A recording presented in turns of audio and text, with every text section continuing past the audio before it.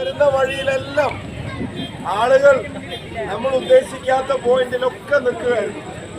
അത്ര ആളുകൾ 20 പോയിന്റാണ് ആകെ വെച്ചത്. പക്ഷെ ഇതിനകം തന്നെ ഒരു 60 പോയിന്റിലെങ്കിലും നമ്മൾ പോയി കഴിഞ്ഞു.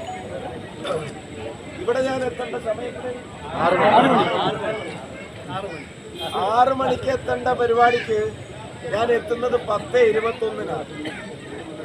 നാളെ വിഷുവാണ്, നമുക്ക് ഒത്തിരി തിരക്കുകളുണ്ട്. എന്നിട്ടും ഈ 4.5 മണിക്കൂർ നിങ്ങളിവിടെ ഉണ്ടായിട്ടുണ്ടെങ്കിൽ അതിൻ്റെ അർത്ഥം ഈ തെരഞ്ഞെടുപ്പ് നമ്മൾ ജയിച്ചിരിക്കും. ഇനിയും 4 പോയിന്റിൽ ഞാൻ പോകാനും ബാക്കിയാ. അപ്പോഴത്തേക്കും നേരം പുലരും. അവിടെ ഇനി ദീർഘമായ പ്രസംഗത്തിനൊന്നും മുതിർന്നില്ല. നിങ്ങളെല്ലാവരുടെയും സ്നേഹം ഉണ്ടായിട്ടുണ്ട്, നിങ്ങളുടെ പിന്തുണ ഉണ്ടായിട്ടുണ്ട്. അതുകൊണ്ട് തന്നെയാണ് ഈ തെരഞ്ഞെടുപ്പിൽ എനിക്കൊരു ആത്മവിശ്വാസം കിട്ടിയത്. സർവേക്കാർ എന്നോട് ചോദിച്ചു, ആദ്യം നിങ്ങൾ 6% വോട്ടിന് തോക്കുമെന്ന് പറഞ്ഞു, പിന്നെ 3% വോട്ടിന് തോക്കുമെന്ന് പറഞ്ഞു. ഞാൻ അപ്പോഴൊന്നും പ്രതികരിച്ചില്ല. കഴിഞ്ഞ ദിവസം അത് ഒപ്പത്തിനൊപ്പമാണെന്ന് പറഞ്ഞു, അപ്പോഴും ഞാൻ പ്രതികരിച്ചില്ല. അപ്പോൾ ഒരാൾ ചോദിച്ചു, ലീഡായാൽ പ്രതികരിക്കുള്ളൂ. ഞാൻ പറഞ്ഞു അപ്പോഴും പ്രതികരിക്കില്ല. കാരണം ഞാൻ സർവേക്കാരെ കണ്ടു വന്നതല്ല, ഞാൻ വടകരക്കാരെ കണ്ടു. നിങ്ങളോട് വോട്ട് ചോദിക്കണം എന്തോ. Thank you. നിങ്ങളോട് അവന് മാത്രം ഒന്നും കൊണ്ടുവന്ന്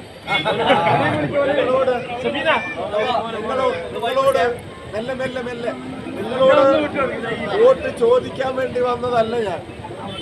നിങ്ങൾ വോട്ട് ചെയ്യുമെന്ന് എനിക്ക് ഉറപ്പാണ്. അല്ലെങ്കിൽ ഇത്ര വൈകിട്ട് ഇവിടെ നിൽക്കുമല്ലോ. നിങ്ങൾ മറ്റുള്ളവരോട് നിങ്ങൾ മറ്റുള്ളവരോട് വോട്ട് ചോദിക്കണമെന്ന് പറയാൻ വന്നതാ. എല്ലാവരോടും ഒന്ന് പറയണേ. പറയൂ. കുടുംബത്തിൽ, ബന്ധത്തിൽ, പരിചയത്തിൽ, സൗഹൃദങ്ങളിൽ, ജോലി സ്ഥലത്ത്, മക്കളുടെ ഫ്രണ്ട്സിന്റെ വീട്ടിൽ, എവിടെ പറയാൻ പറ്റിച്ച അവിടെ. ഒരു കാര്യം, അങ്ങനെ പറഞ്ഞതിന്റെ പേരിലോ നിങ്ങൾ വോട്ട് ചെയ്തതിന്റെ പേരിലോ നിങ്ങൾ ഒരാളുടെ മുമ്പിലും തല താഴ്ത്തി നിൽക്കേണ്ട സാഹചര്യം ഞാൻ ഉണ്ടാക്കില്ല എന്ന് ഈ സ്നേഹത്തിന് നന്ദി പറയുന്നില്ല. നന്ദി ഞാൻ പ്രവൃത്തിയിലൂടെ കാണിക്കുമെന്ന് പറയുന്നു. ഞാൻ പോയിട്ട് വരട്ടെ.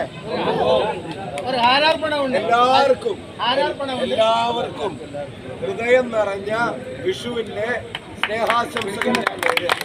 വടകരയിൽ എന്റെ ആദ്യത്തെ വിഷുവാ. ഇനിയും കുറെ ഉണ്ടാവോ?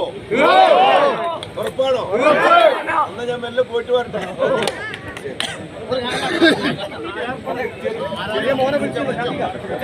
ആരാ